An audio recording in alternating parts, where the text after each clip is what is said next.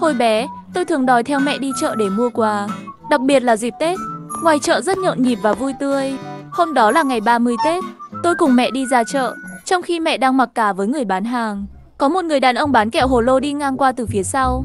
Đây là lần đầu tôi thấy thứ kẹo hấp dẫn vậy. Nó đã thực sự thu hút tôi. Tôi vội vàng đi theo người bán kẹo hồ lô đó. Đang đi, tôi chợt nhận ra mình không có tiền. Khi nhìn lại, tôi đã không thấy mẹ đâu. Tôi quay lại tìm mẹ tôi. Khi quay lại chỗ cũ, tôi không thấy mẹ nữa. Bình thường tôi sẽ ở gió đợi đến khi mẹ quay lại. Chẳng hiểu sao hôm đó, tôi lại muốn cho mẹ một bất ngờ. Tự mình tìm đường về nhà. Tôi nghĩ rằng mẹ không tìm thấy tôi sẽ đi về, sau đó sẽ bất ngờ vì tôi đã tự về nhà. Sau khi về đến nhà, tôi ở trong phòng một lúc. Bố đột ngột lao vào phòng tôi, sau đó thở phào nhẹ nhõm khi thấy tôi ở nhà. Tôi nhanh chóng hỏi chuyện gì đã xảy ra. Bố tôi lo lắng kể lại, bố vừa mới nghe người ta kể có một đứa trẻ đi lạc ngoài chợ chưa tìm thấy. Con lại đi ra chợ với mẹ. Bố vẫn nghĩ đó là con. Mặt bố có vẻ thất vọng, chắc là bố lo cho tôi. Tôi nhanh chóng an ủi nói, chắc chắn không phải con rồi. Một người thông minh như con, sao có thể bị lạc được.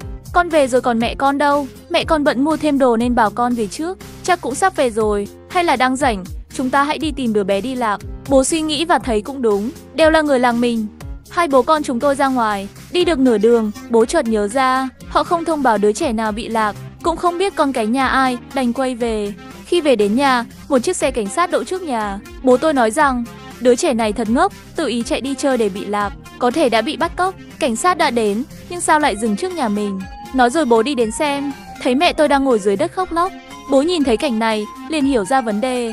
Hóa ra là mày tự ý về, còn dám nói dối nữa à? Trong chốc lát bố cảm thấy tức giận, cầm roi và vụt tôi tới tấp. Quá đột ngột, tôi hoàn toàn không kịp chuẩn bị. Trận đó làm tôi bật khóc.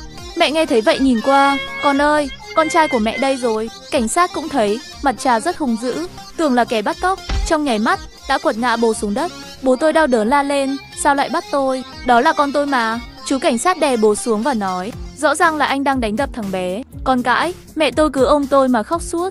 Bố nằm dưới đất, liên tục la hét gọi vợ, suýt nữa bị còng tay. Cuối cùng mẹ tôi bình tĩnh lại, sau đó giải thích rõ ràng với chú cảnh sát. Bố mẹ đã bị phạt tiền, nhất là tôi. Đêm đó, bố tôi tức giận không thể ngủ được, thức dậy và giáo huấn cho tôi suốt cả đêm. Tại sao tao lại sinh ra một đứa con báo đời như mày được?